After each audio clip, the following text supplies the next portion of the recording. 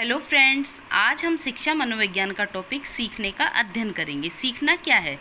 सीखना है किसी विशेष परिस्थिति में व्यक्ति अपनी मूल प्रवृत्तियों से प्रेरित होकर कुछ विशेष क्रियाएं करता है। इन परिस्थितियों के प्रति व्यक्ति द्वारा की गई प्रतिक्रिया के फलस्वरूप प्राप्त अनुभव व समझ के आधार पर उसके ज्ञान में निरंतर वृद्धि और संशोधन होता रहता है, जिसे सामान्य तौर पर सीखना कहा जाता है। सामान्य रूप से हम बात करें तो व्यक्ति पूरे दिन में जो भी क्रियाकलाप करता है तो उसके व्यवहार में जो भी परिवर्तन आता है उसे सीखना कहते हैं। तो अगर हम बात करें उदाहरण के लिए तो देखो, जब छोटा बच्चा होता है तो वो बोलना नहीं जानता है, उसे भूख लगती है तो वह रोने लगता है। उसकी माँ आती है, उसका भूख मिटाने का प्रयास करती है, पहले तो देखती है कि वो क्यों रो रहा है, तो उसको लगता है कि शायद वो उसको भूख लग रही होगी इसलिए रो रहा है, तो उसकी माँ उसको दूध पिलाती है। वह बच्चा सीख जाता है कि मैं रोऊंगा तो मुझे दूध मिलेगा। तो आगे से जब भी उसको भूख लगती है तो उसको क्या समझ में आता है कि मुझे भूख लग रही है तो मुझे रोना चाहिए, तो उसको स्वतः ही उसकी इच्छा पूरी हो जाती है। इस प्रकार सीखना व्यवहार में परिमार्जन व परिवर्तन है। अगर हम सीखने की अवधारणा को समझें तो एक उदाहरण के माध्यम से हम उसको समझ सकते हैं। देखो, मीना नाम की एक लड़की थी, वह स्कूल की कक्षा 7वीं में पढ़ती थी। ठीक है, एक दिन शिक्षिका ने उसे कक्षा में लीवर यानी उत्तोलक होता है ना, उसका पाठ पढ़ा रही थी। तो उसको समझ में नहीं आया कि लीवर क्या काम करता है। यह बात उसने अपनी बड़ी बहन को बताई, तो बड़ी बहन ने क्या किया, उसको खेत में ले गई। खेत में ले जाकर उसको दिखाया कि उसका बड़ा भाई जो पेड़ की ठूंठ को जड़ से उखाड़ने के लिए बांस के एक सिरे को दूसरे सिरे के नीचे की तरफ दबाया और 2-4 प्रयासों के बाद में वह ठूंठ उखड़ गई। तो मीना ने लीवर का काम सीख लिया कि लीवर का क्या काम होता है। अब क्या हुआ कि एक दिन क्या हुआ कि वह रास्ते में जा रही थी, तो रास्ते में जाते जाते उसने देखा कि कोई बड़ा सा पत्थर जो रोड है रास्ते में पड़ा हुआ था बड़ा सा पत्थर। तो उसको उसने उठाने के लिए उसने पहले तो प्रयास किया, लेकिन फिर उसके दिमाग में एकदम से क्लिक हुआ कि यार, जब मेरा बड़ा भाई उस पेड़ को इस तरह से उठा रहा था, तो शायद मैं उसको प्रयास करूं तो वो अट जाए। तो उसने क्या किया, एक आसपास देखा तो कोई लकड़ी या बांस का टुकड़ा वहाँ पड़ा हुआ था।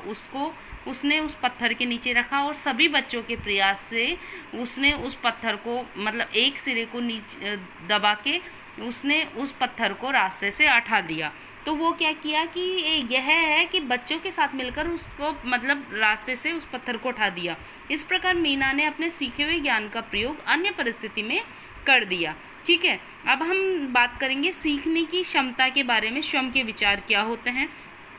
तो हमारे सबके विचार सीखने की क्षमता के बारे में अलग अलग होते हैं। देखो, सबका अलग अलग तरीका होता है, सबका सीखने का अलग तरीका होता है। कैसे होता है?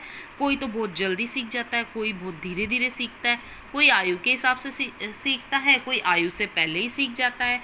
तो अब जो बच्चा नहीं सीख रहा उसको सिखाने के लिए हम क्या क्या प्रयास कर सकते हैं, तो हम एक उदाहरण देख सकते हैं। देखिए, रेखा एक पढ़ने में कमज़ोर छात्रा थी, है ना। तो उसके माता पिता बहुत परेशान रहते थे। वह सोचते थे कि क्या किया जाए कि वह पढ़े, उनको कोई उपाय नहीं सूझ रहा था। एक दिन उसके माता पिता चाहते थे कि वह खूब पढ़े, उसका पढ़ने में मन नहीं लगता था। एक दिन उन्होंने अपने पड़ोस के जो सुलझे हुए विचार के एक व्यक्ति थे, राकेश, में उनकी पत्नी से बात की कि यार, मेरी बच्ची का पढ़ने में मन नहीं लगता।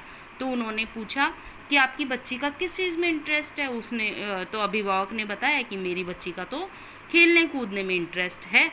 तो ठीक है, उन्होंने फिर उनके जो शिक्षक थे रेखा के, उन शिक्षकों से बात की और उनको खेल खेल में पढ़ाने के रोचक तरीकों के बारे में बात की।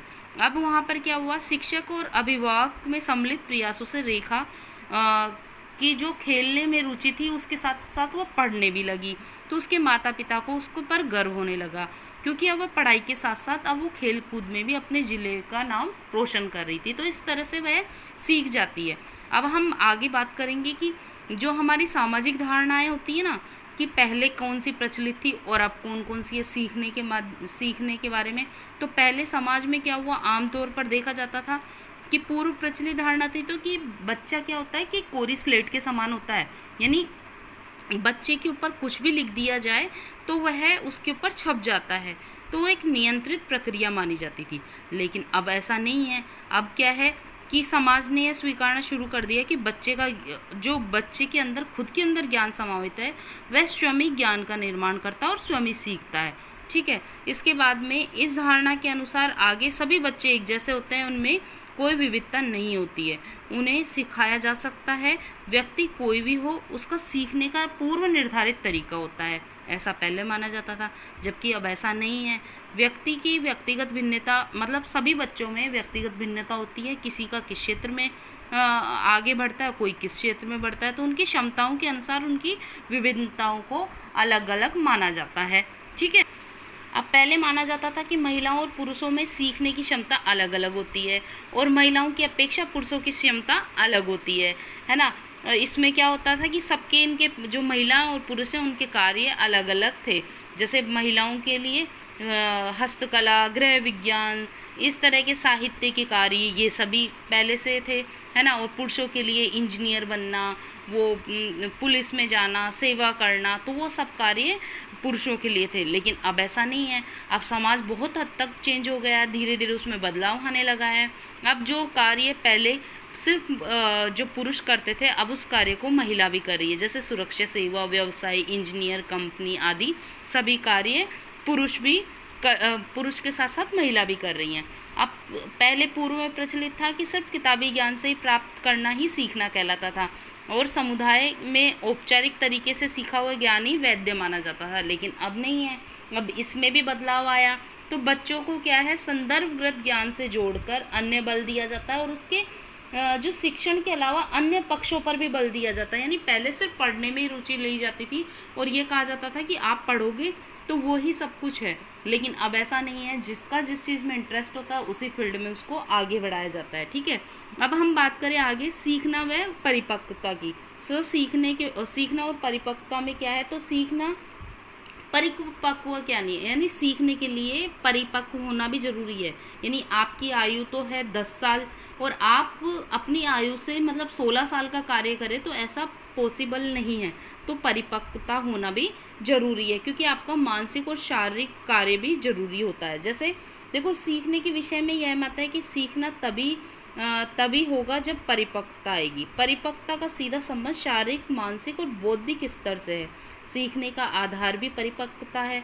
उदाहरण के तौर पर हम देखें तो बच्चे का मस्तिष्क विभिन्न भागों के विकास में सीखने समझने की क्षमता को सतत रूप से बढ़ाता है। जब उसकी मांसपेशियां चलने के लिए परिपक्व हो जाती हैं तो प्रारंभ में चलना प्रारंभ कर देता है। उदाहरण के लिए देखें हम, तो मोनू 3 साल का था जब उसके पापा ने उसको साइकिल चलाने की जिद करता था। उसके पापा से कहता था कि मुझे साइकिल चाहिए, लेकिन शारीरिक व मानसिक रूप से परिपक्व न होने के कारण उसको साइकिल नहीं चलाने दिया जाता था। जब वह 5 साल का हुआ तो उसके पापा ने उसके लिए छोटी साइकिल ला के दी। अब उसको बड़े मज़े से चलाना सीख गया। अब मोनू 12 साल का है, तो शारीरिक व मानसिक परिपक्वता के कारण अपने पापा की बड़ी साइकिल को भी बड़े विश्वास के साथ चला लेता है। तो सीखने में परिपक्वता या आयु का भी विशेष योग रहता है। ठीक है। अब आनुवंशिक गुण तथा बच्चों को मिलने वाला परिवेश भी परिपक्वता को प्रभावित करता है। किस तरह से? बच्चे को जन्म के उपरांत मिलने वाला पोषण उसकी शारीरिक परिपक्वता को प्रभावित करता है। उदाहरण के तौर पर आनुवंशिकता से प्राप्त रोग जैसे मधुमेह हुआ, है ना, हीमोफीलिया हुआ आदि जो भी है, तो बच्चे की परिपक्वता पर प्रभाव पड़ता है। इन सभी से बच्चे का सीखने का गहरा संबंध होता है। सामान्य रूप पे हम देख सकते हैं कि विद्यार्थी में होने वाले शिक्षक जो सामग्री होती है उसकी जो कक्ष में शिक्षक जिस तरह से सिखाएगा उस तरीके से ही बच्चा सीखेगा। तो उसकी आयु और परिपक्वता उस पर विशेष ध्यान दिया जाना चाहिए। तो उसकी जितनी आयु होगी, उसकी जितनी परिपक्वता होगी, उसी हिसाब से उसको सिखाना चाहिए। अब बच्चे कैसे सीखते हैं ये हम नेक्स्ट क्लास में जानेंगे।